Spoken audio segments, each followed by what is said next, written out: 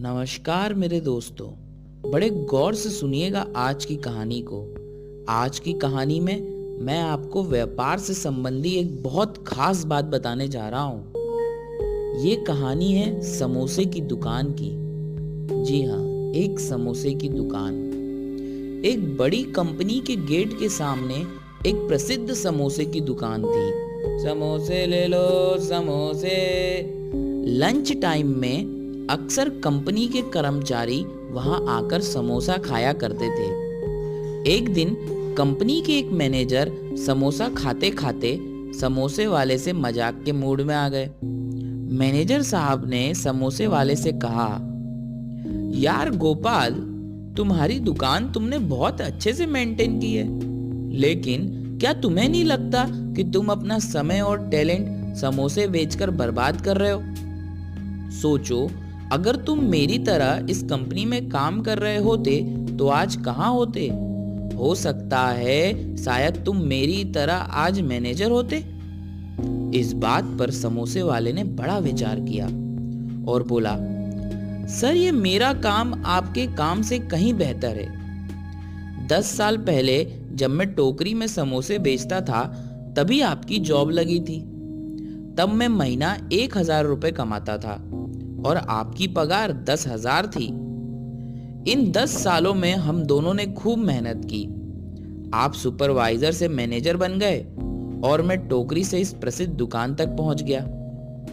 आज आप महीना 50,000 कमाते हैं और मैं महीना 2 लाख रुपए कमाता हूं। लेकिन इस बात के लिए मैं मेरे काम को आपके काम से बेहतर नहीं कह रहा हूं। सर, ये तो मैं अपने बच्चों के कारण कह रहा हूं। जरा सोचिए सर, मैंने तो बहुत कम कमाई पर धंधा शुरू किया था, मगर मेरे बेटे को यह सब झेलना नहीं पड़ेगा।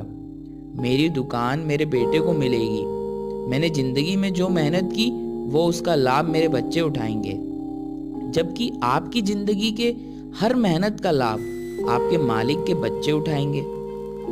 अब आपके बेटे को आप डायरेक्टली अपनी पोस्ट पे तो नहीं बैठा सकते ना, उसे भी आपकी तरह जीरो से शुरुआत करनी पड़ेगी और अपने कार्यकाल के अंत तक वो वहीं पहुंच जाएगा जहां अभी आप हो।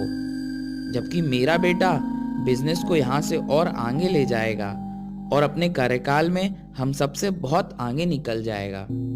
अब आप ही बताइए, किसका समय और टैलेंट बर्बाद हो रहा है?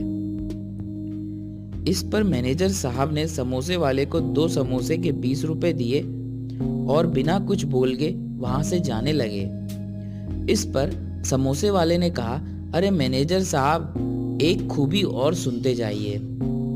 दूसरी खूबी ये है कि मैं अपने स्वयं का मालिक हूँ।